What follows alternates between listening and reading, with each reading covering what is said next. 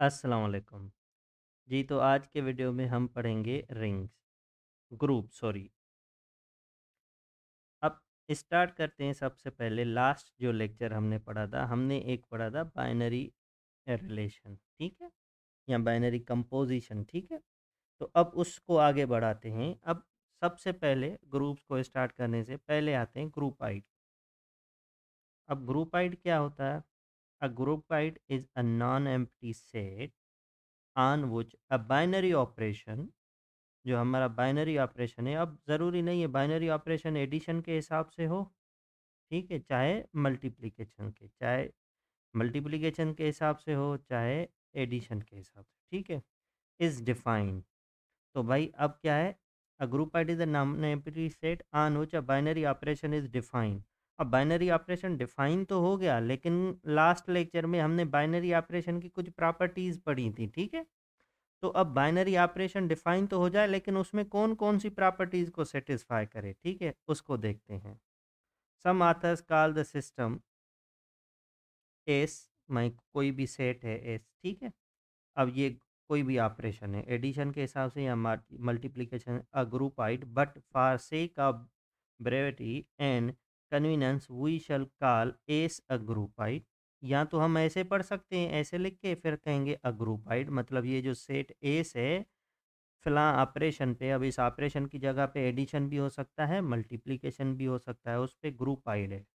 या फिर हम ऐसे कहेंगे भाई S a groupoid is being understood that an operation, जो भी ऑपरेशन हो चाहे एडिशन या multiplication, is defined on it, ठीक है?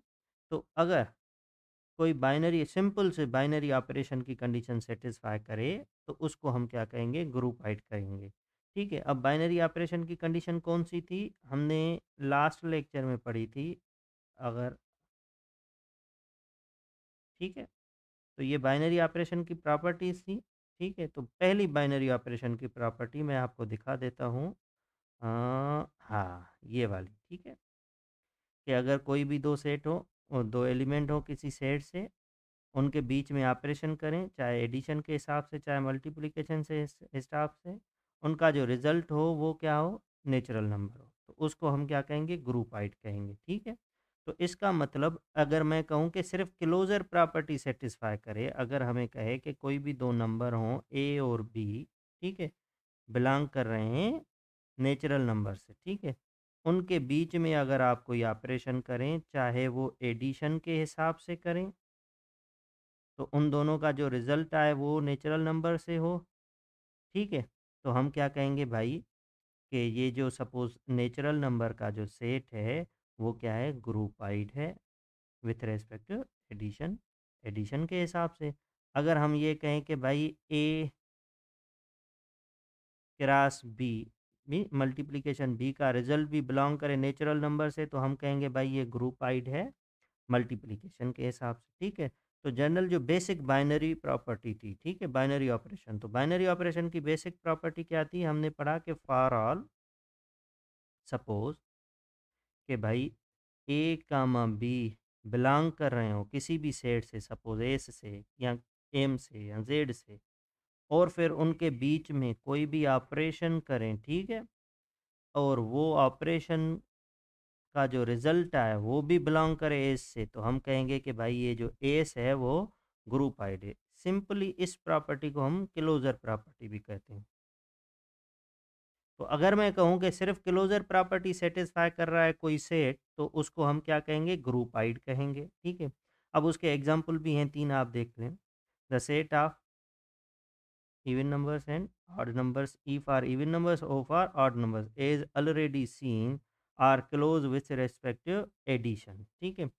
अगर दो एक सेट है, उसमें इवन नंबर्स भी पड़े हुए हैं और उसमें ऑड नंबर्स भी पड़े हों, अगर उनको हम आप सारे इवन नंबर्स और ऑड नंबर्स को आप में जो है एडिशन के हिसाब से, विथ रिस्पेक्ट एडिशन कह रहा है, ठीक है? ऐड करें, चाहे 2 इवन उठाओ, ऐड करो, या चाहे 1 इवन 1 ऑड उठा के ऐड करो, तो जवाब क्या आएगा? या तो इवन आएगा या क्या आएगा? ऑड आएगा। तो भाई ये जो सेट है, set of even numbers and set of odd numbers, एक ही सेट में ये दोनों हैं, ये क्या है भाई? Are closed with respect to addition. तो हम क्या कहेंगे, इट इज़ ग्रुपाइड। तो भाई ये जो सेट है, ये सेट क्या है, ग्रुपाइड है, ठीक है। इसी हिसाब से the set of natural numbers is not close under to operation of subtraction. क्यों? क्योंकि अगर दो नेचुरल नंबर उठाएं 4 और 5, उनको अगर हम सब्ट्रैक्शन के हिसाब से सब्ट्रैक्ट करें तो रिजल्ट क्या आएगा, -1। क्या -1 नेचुरल नंबर है? नेचुरल नंबर स्टार्ट ही 1 से होते हैं, -1 तो नहीं आता। तो हम कहेंगे भाई नेचुरल नंबर जो है वो is not closed under subtraction. तो सब्ट्रैक्शन के हिसाब से वो क्लोज्ड नहीं है। तो भाई natural number with respect to subtraction is not groupoid, ठीक है। For example A seen in earlier with the help of table. अच्छा जी, हमने एक टेबल की हेल्प से पढ़ी थी with respect to multiplication but not with respect to addition. जैसे हमने कल ये एग्जांपल पढ़ा था, आज मैं इसको दोबारा इसको करते हैं, ठीक है। यहाँ जो कल पढ़ा था उसको देख लेते हैं, ठीक है। टाइम इसमें हमारा चला जाएगा तो इसको देख लेते हैं, ये रही, ठीक है। विथ रेस्पेक्ट टू मल्टीप्लिकेशन देखें, हमने मल्टीप्लिकेशन किया, जो भी यहाँ पे रिजल्ट है, जो भी रिजल्ट आ रहा है इन चारों एंट्रीज में से है, ठीक है। तो हम क्या कहेंगे भाई, ये क्लोज्ड है विथ रेस्पेक्ट टू मल्टीप्लिकेशन। तो इसका मतलब ये जो सेट है ये हमारे पास क्या है, ग्रुपाइड है, ठीक है। पर अगर इसको विथ रेस्पेक्ट टू एडिशन करें तो देखें 1 + 1 क्या आता है, 2। क्या 2 इस सेट में एलिमेंट है? नहीं, 2 इस सेट में नहीं है। तो इसका मतलब अब ये जो है नॉट क्लोज्ड है विथ रेस्पेक्ट टू एडिशन। अगर नॉट क्लोज्ड है विथ रेस्पेक्ट टू एडिशन, मतलब this is not groupoid with respect to addition, ठीक है। तो सेम वही बात है हमारे पास कि भाई ये जो है हमारे पास जो टेबल पड़ी थी, ये ग्रुप आइड है with respect to multiplication but not groupoid with respect to addition, ठीक है। अब ग्रुप आइड हो गया, सिर्फ कम्यूटेटिव प्रॉपर्टी को सेटिस्फाई करे, एक ही प्रॉपर्टी, ठीक है। अब आते हैं सेमी ग्रुप पे। अब सेमी ग्रुप क्या होता है, अ non empty set S is semi group if, कब, एक तो ये ग्रुप आइड भी हो, क्लोजर प्रॉपर्टी सेटिस्फाई करे, मतलब कम्यूटेटिव जिसको आप कहते हो, क्लोजर प्रॉपर्टी जिसको कहते हो, ठीक है। बाइनरी ऑपरेशन सेटिस्फाई करे तो इसका मतलब ग्रुपाइड तो ऑलरेडी हो। उसके साथ साथ एसोसिएटिव प्रॉपर्टी को भी सेटिस्फाई करे। एसोसिएटिव प्रॉपर्टी क्या थी कि भाई ए, अब कोई भी ऑपरेशन है सपोज, उसके हिसाब से चाहे एडिशन हो या मल्टीप्लिकेशन, बी, फिर कोई भी ऑपरेशन एडिशन या मल्टीप्लिकेशन, सी। तो इसका जो रिजल्ट आना चाहिए वो क्या आना चाहिए भाई, ए, ये जो भी ऑपरेशन है बी, ठीक है।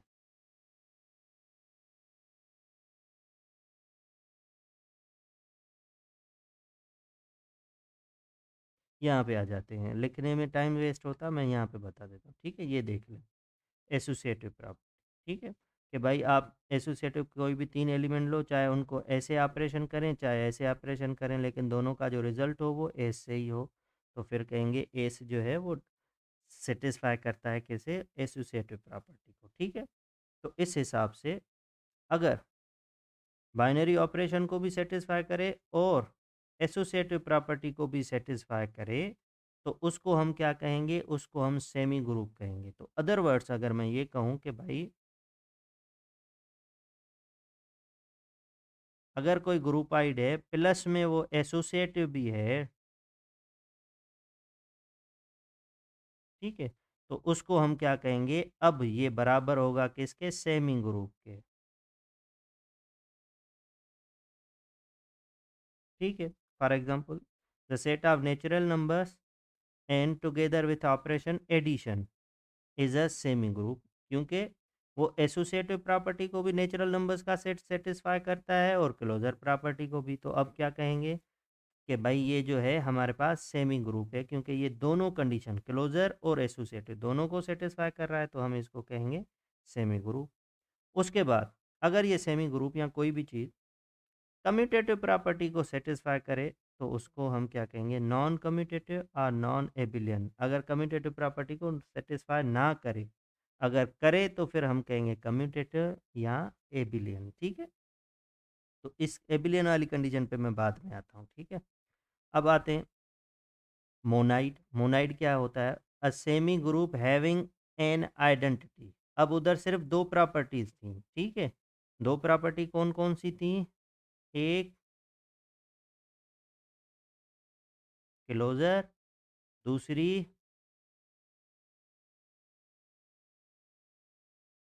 एसोसिएटिव, ठीक है। अगर तीसरी कंडीशन उसके साथ तीसरी प्रॉपर्टी मिल जाए और वो क्या है? आइडेंटिटी, तो फिर हम उसको क्या कहते हैं? मोनाइड कहते हैं। क्या कहते हैं? मोनाइड। तो अगर ये सिर्फ ये है तो हमारे पास, इसको ऐसे देखें कि अगर सिर्फ ये प्रॉपर्टी है तो ग्रुपाइड,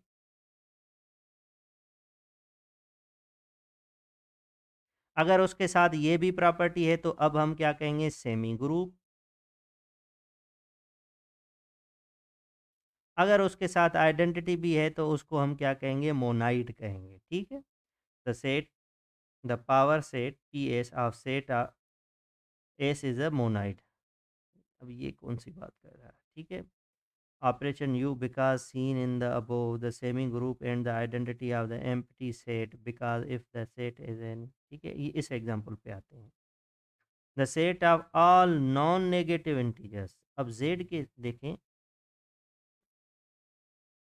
क्या कह रहा है? z और यहाँ पे प्लस की साइन है। जब भी ऐसे हो तो इसका मतलब है सारे पॉजिटिव इंटीजर्स। क्या है? सारे पॉजिटिव इंटीजर्स, या इसको हम ये भी कह सकते हैं नॉन नेगेटिव इंटीजर्स, ठीक है। तो जब भी मैं कहूँ कि पॉजिटिव या नॉन नेगेटिव तो ज़ीरो उसमें इंक्लूड नहीं होगा। क्यों? क्योंकि ज़ीरो ना पॉजिटिव होता है ना नेगेटिव होता है। तो अब कंडीशन क्या की दी गई है? Z union zero.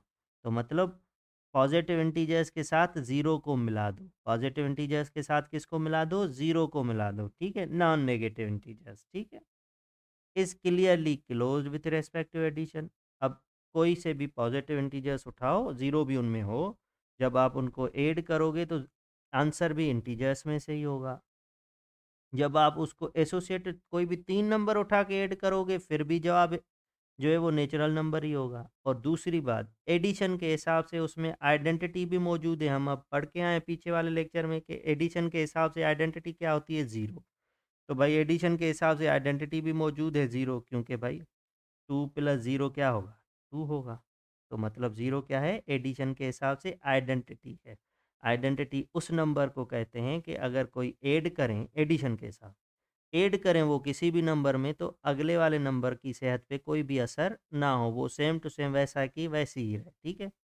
तो अब हमारे पास आइडेंटिटी को भी सेटिस्फाई कर रहा है, ठीक है। तो अब हम इसको क्या कहेंगे? इसको हम कहेंगे monoid. The given set S is monoised with respect to addition. अब नोट क्या है? It is easily to verify that the given set is monoid with respect to multiplication as well as, ठीक है। मल्टीप्लीकेशन के हिसाब से भी ये मोनाइड है, but not with respect to subtraction. अब ये same set of positive integers या non negative integers, sorry positive नहीं, यू भी ज़ीरो भी आ जाता है तो अब सिर्फ इसको पॉजिटिव इंटीजर नहीं कहेंगे, नॉन नेगेटिव कहेंगे, ठीक है। तो set of non negative integers जो है वो सब्ट्रैक्शन के हिसाब से मोनाइट नहीं है, ठीक है। अब क्या कह रहा है? The set of natural numbers. अब आते हैं नेचुरल नंबर्स पे। अब देखो नेचुरल नंबर में ज़ीरो है आता है नहीं, क्योंकि नेचुरल नंबर स्टार्ट ही वन से होते हैं। तो अब ये मोनाइड नहीं है विथ रेस्पेक्ट एडिशन, ठीक है। लेकिन क्या मल्टीप्लिकेशन के हिसाब से मोनाइड हैं? देखते हैं। कोई भी दो नेचुरल नंबर लो, मल्टीप्लाई करो, जवाब नेचुरल ही होगा। कोई भी तीन नेचुरल नंबर लो, मल्टीप्लाई करो, जवाब क्या होगा? नेचुरल ही होगा। दो कंडीशन सेटिस्फाई हो गई। अब आते हैं आइडेंटिटी पे मल्टीप्लिकेशन के हिसाब से। तो मल्टीप्लिकेशन के हिसाब से आइडेंटिटी होती है वन। तो मल्टी नेचुरल नंबर्स में वन भी मौजूद है। तो अब हम क्या कहेंगे? Natural number is a monide. Set of natural numbers is a monide with respect to multiplication पर। एडिशन के हिसाब से ये मोनाइड नहीं है। क्यों मोनाइड नहीं है एडिशन के हिसाब से? क्योंकि एडिशन के हिसाब से नेचुरल नंबर्स में आइडेंटिटी मौजूद नहीं है और एडिशन की आइडेंटिटी क्या होती है? ज़ीरो। अब देखो n is not monide with respect to addition because it has no identity with respect to addition। कि भाई नेचुरल नंबर्स में जो है वो एडिशन के हिसाब से आइडेंटिटी मौजूद नहीं है और एडिशन के हिसाब से आइडेंटिटी क्या होती है? ज़ीरो। और नेचुरल स्टार्ट कहाँ से होते हैं? वन टू से, ठीक है। अब आते हैं ग्रुप पे। अब इसको दोबारा मैं लिख लेता हूँ ताकि रिकॉल हो जाए। सबसे पहले अगर पहली बात, ठीक है, यहाँ पे लिख देता हूँ, इधर लिखता हूँ, ठीक है, कि पहली प्रॉपर्टी अगर क्लोजर था तो उसको हमने क्या कहा, ग्रुप आई। उसके बाद सेकंड हमने क्या कहा, एसोसिएटिव है, तो हमने उसको क्या कहा, सेमी ग्रुप।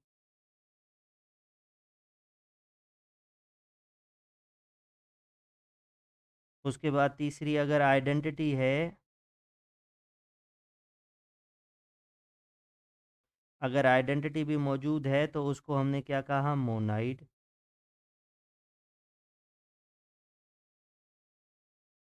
ठीक है, अब चौथे पे आते हैं, आइडेंटिटी के बाद अगर चौथी कंडीशन, कौन सी कंडीशन चौथी है, वो है इनवर्स।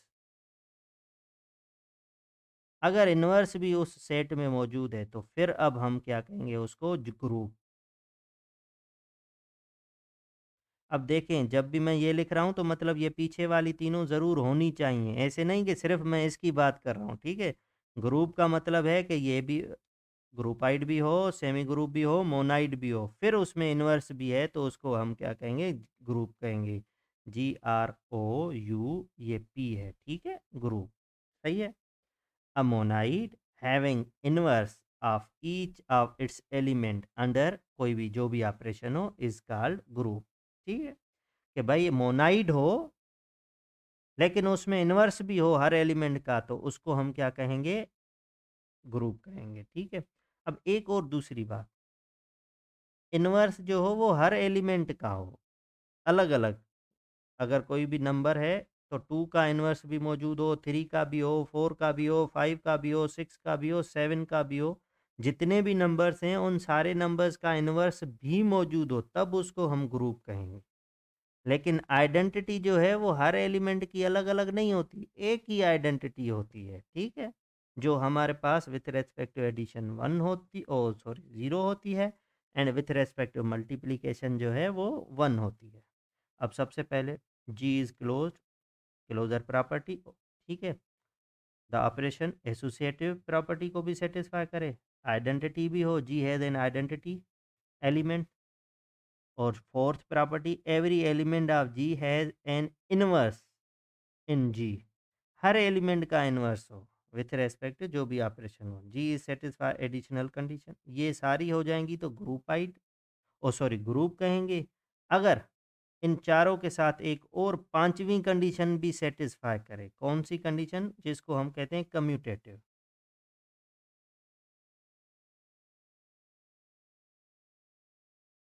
तो फिर हम उसको कहते हैं एबेलियन ग्रुप। क्या कहते हैं, अब ये ग्रुप तो होगा लेकिन एक एक्स्ट्रा ग्रुप से एक एक्स्ट्रा प्रॉपर्टी सेटिस्फाई कर रहा है कम्यूटेटिव की, तो उसको हम क्या कहेंगे, Abelian group.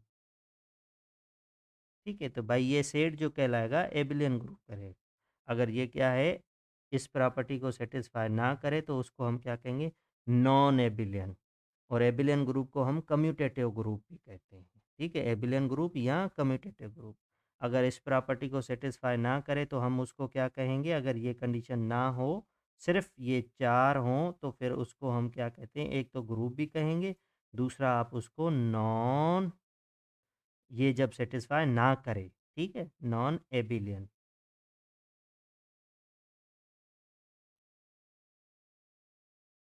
Are non commutative. ठीक है, अब आते हैं नेचुरल नंबर्स पे। Natural numbers with respect to addition, ठीक है, एडिशन के हिसाब से भाई क्लोज है, कोई भी दो नेचुरल नंबर उठाओ ऐड करो, जवाब नेचुरल हो जाएगा। एसोसिएटिव, कोई भी तीन नंबर उठाओ ऐड करो, जवाब नेचुरल नंबर आएगा। ठीक है, अब आते हैं उसके बाद क्या होती है, आइडेंटिटी। तो एडिशन के हिसाब से आइडेंटिटी जो है वो ज़ीरो, नेचुरल नंबर में ज़ीरो मौजूद नहीं है। तो इन दो सिर्फ ये दो प्रॉपर्टीज इसने सेटिस्फाई की, तीसरी प्रॉपर्टी सेटिस्फाई नहीं की, तो अब इसको हम ग्रुप नहीं कहेंगे। ठीक है, अब 2 प्रॉपर्टी सैटिस्फाई की हैं ये वाली, तो अब इसको हम क्या कहेंगे, सिर्फ़ और सिर्फ़ सेमी ग्रुप कहेंगे, ठीक है? मोनाइड भी नहीं है, ग्रुप भी नहीं है। अब natural number with respect to multiplication देखते हैं।